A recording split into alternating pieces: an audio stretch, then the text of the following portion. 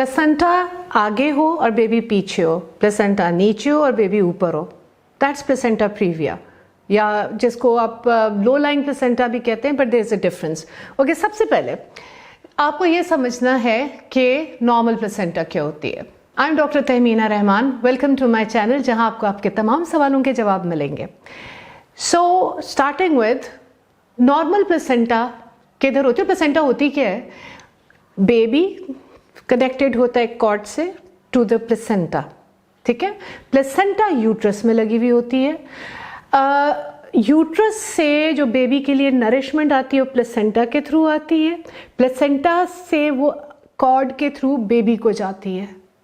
I am trying to make it very simple, ये ताकि आप सबके लिए आसान हो समझना।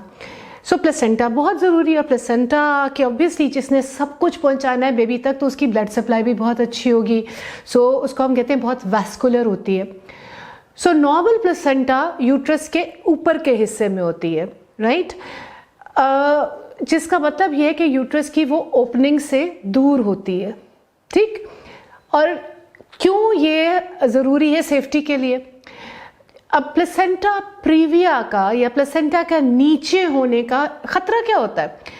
इससे शुरू में छोटी छोटी स्पॉटिंग हो सकती है, पर जैसे जैसे बेबी और प्लेसेंटा बड़े होते हैं तो इससे बहुत हैवी ब्लीडिंग हो सकती है, और ये बैठे बिठाए भी हो सकती है। लेकिन जब ये लेबर के दौरान हो तो ये तो बहुत ही ज़्यादा होती है, और इसमें माँ और बेबी दोनों की जान जा सकती है, ठीक है। सो अल्ट्रासाउंड ने हमारे लिए मुमकिन किया है कि हम इस प्लेसेंटा प्रीविया को जल्दी डायग्नोज कर लेते हैं। फर्स्ट 3 मंथ्स में अगर आपको स्पॉटिंग है तो आपको कोई नहीं बता सकता कि आपकी प्लेसेंटा प्रीविया या लो लाइंग है। लो लाइंग प्लेसेंटा का मतलब है कि प्लेसेंटा यूट्रस के नीचे हिस्से में थोड़ी सी आ रही है या ज़रा ज़्यादा आ रही है, बट अभी पता नहीं कि ये एक्चुअल बाद में जाके प्रीविया है कि नहीं। सो जब आपका सेकेंड ट्राइमेस्टर होता है, जो कि 4th, 5th, 6th मंथ होता है, तो उसमें प्लेसेंटा अपनी जगह बनानी शुरू करती है जहां उसने फाइनल जड़ें पकड़नी शुरू होती है ना। सो जब वो जड़ें पकड़ती है तो जो आपका एक स्कैन होता है, normally scan in the 5th month, वो हमें क्लैरिटी देता है कि ये प्लेसेंटा कितनी नीचे है, अगर नीचे है तो। अगर आपको फर्स्ट 3 मंथ्स में स्पॉटिंग हुई है और बाद में पता चलता है कि हाँ ये प्लेसेंटा लो है या प्लेसेंटा प्रीविया है, तो ऑलरेडी हम आपको फर्स्ट ट्राइमेस्टर से कह चुके होते हैं कि आपने रेस्ट करना है, आपने एग्जर्ट नहीं करना, आपने वजन नहीं उठाना, आपने पेल्विक रेस्ट करना है। अब पेल्विक रेस्ट एक डिस्क्रीट तरीका है एक ये बताने का कि आपने इंटीमेट रिलेशंस नहीं करने। अच्छा, अब आप आते हैं कि जी आपको पता चल गया है कि आपकी अब प्लेसेंटा लो है या प्रीविया है। 5th मंथ में ही हम प्रीविया लेबल कर देते हैं, जो प्लेसेंटा बिल्कुल ही यूट्रस के मुंह के ऊपर बैठी होती है, पर जो ज़रा साइड से आ रही है और मुंह के करीब करीब है, तो वो कभी कभी जब यूट्रस बड़ा होता है, तो जब हम 8th मंथ के स्कैन में देखते हैं या उसमें वो अगर 5 सेंटीमीटर से दूर चली गई है, तो अब वो प्रीविया नहीं है, अब वो खतरा नहीं है, ठीक है। सो अगर आपको पता चलता है कि आपकी प्रीविया है, प्लेसेंटा प्रीविया है या अभी लो लाइंग है, 5th मंथ है, तो आपने वही रेस्ट और वही एहतियात जारी रखनी है। इसके साथ आपके तब तक ब्लड टेस्ट हो जाने चाहिए जिसमें आपको आपका ब्लड ग्रुप पता चल सकता है। आपको पता होना चाहिए आपका कौन सा ब्लड ग्रुप है, कितना रेयर है, और अगर आप जिस हॉस्पिटल में जा रहे हैं, जिस गायनेकोलॉजिस्ट के पास जा रहे हैं, वो इतना तजर्बा रखती है कि आपको इन इमरजेंसी वो या उसकी जो टीम हॉस्पिटल में है वो हैंडल कर सकती हैं अगर आप हैवी ब्लीडिंग के साथ जाएं। और हॉस्पिटल में ब्लड बैंक होना चाहिए। अब कई हॉस्पिटल्स में अपना ब्लड बैंक छोटी हॉस्पिटलों में नहीं होता, और वो दूसरी जगह से मरीज के अटेंडेंट को भेजते हैं ब्लड लेने, ठीक है। उसमें जो टाइम जाता है, जब प्लेसेंटा प्रीविया जितनी आगे की प्रेगनेंसी हो और उतना ही हैवी ब्लीड करती है, और उसमें टाइम नहीं होता, ठीक है। सो अपने आप को सेफ रखने को आपने अच्छे हॉस्पिटल में बुक होना है, अच्छी तजर्बाकार गायनेकोलॉजिस्ट के साथ, जो आपको सेफ रख सके, आपको भी और आपके बेबी को भी। अच्छा, और अगर आपको अपना ब्लड ग्रुप पता है, और स्पेशली अगर आपको पता चलता है यार ओ नेगेटिव है या AB पॉजिटिव या कोई रेयर ब्लड ग्रुप है, तो आपकी फैमिली में अगर कोई डोनर्स है ना, तो उनको कहो कि अगले आपने जब तक आपकी डिलीवरी नहीं होती ना, आपने कहीं और के डोनेशन नहीं करनी, आपने अच्छा खाना पीना और मेरे लिए अपना ब्लड संभाल के रखना है, ठीक है।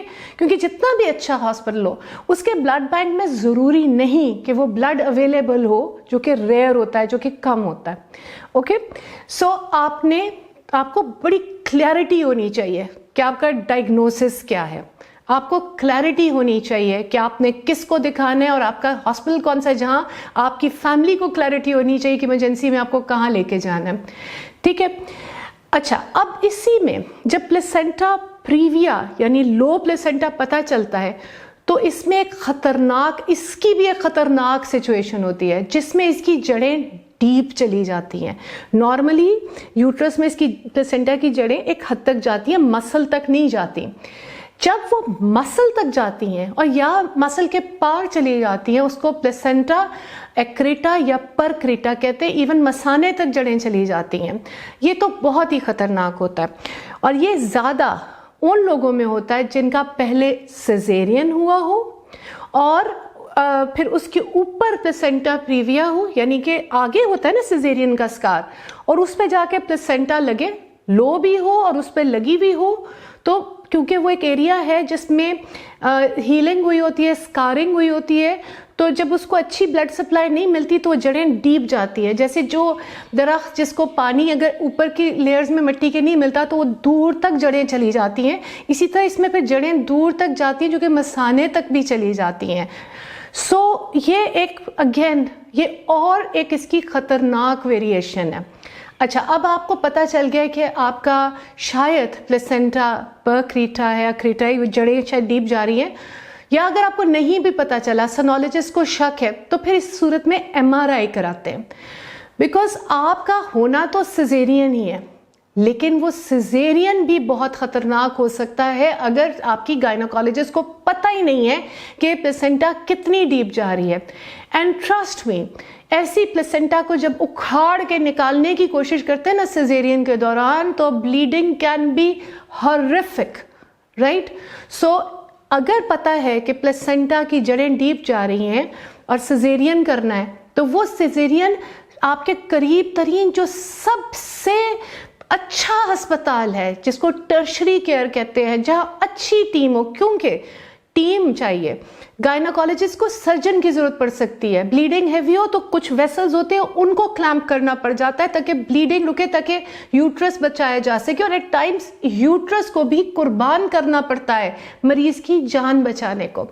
सो आपका अपने डायग्नोसिस के बारे में कि आपका प्लेसेंटा सिर्फ लो है या ये प्लेसेंटा प्रीविया है, और क्या ये प्लेसेंटा प्रीविया जड़ें डीप जा रही हैं, क्या ये अक्रेटा या परक्रेटा है, ये आपको बहुत क्लियर होना चाहिए, जैसे जैसे आपके डॉक्टर को क्लियर होता है।